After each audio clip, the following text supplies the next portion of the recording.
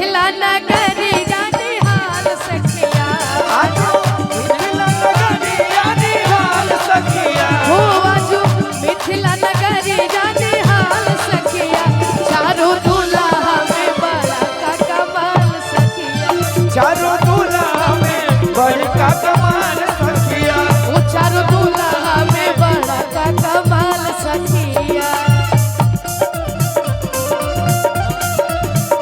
क्या बात है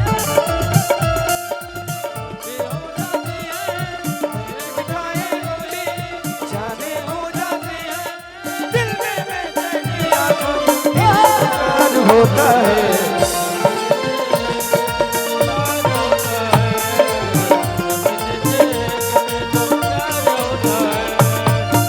बड़ा कमाल सखिया चारों दूल्हा में बड़का कमाल सखिया। और आज तो हमने के रिसेप्शन में आई बनी जा आर्या हाँ क्षमा चाहब हमनी के बीच में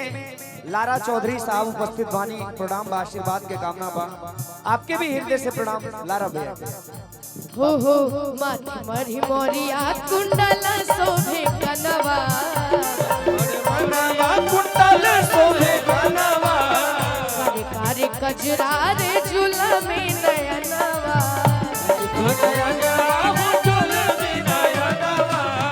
माथी मरी मोरिया कुंडल शोभे कनवा कारे कारे कजरा रे झूला में नयनवा और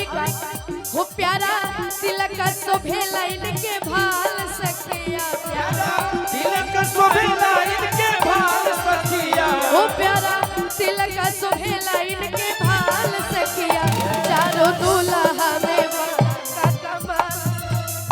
चारों दूल्हा में बड़का कमाल सखिया ओ चारों दुल्हा में बड़ा कमाल सखिया दूल्हा में बड़का कमाल सखिया मुबारक हो तुमको ये शादी तुम्हारी हो मुबारक हो तुमको ये शादी तुम्हारी सदा खुश रहो तुम दुआ है हमारी ओ तुम्हारे कदम चूमे ये दुनिया सारी ओ तुम्हारे कदम चूमे ये दुनिया सारी सदा खुश रहो तुम दुआ है हमारी बड़का कमाल सखिया चारों दूल्हा में बड़का कमाल सखिया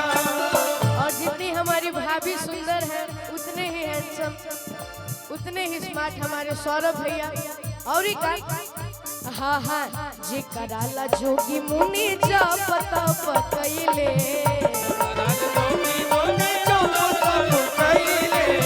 से हमारा मिथिला में पाहुन बन के अइले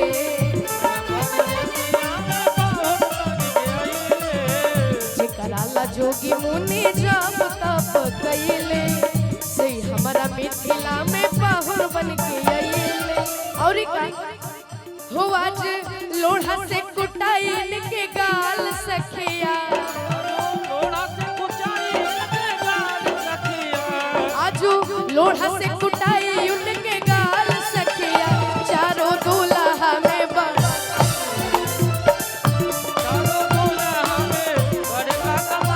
चारों दूल्हा में बड़ा कमाल सखिया मैं ही आ जाता हूँ और मैं एक आवश्यक सूचना है एक वेगनार गाड़ी है यूपी 53 ई 6605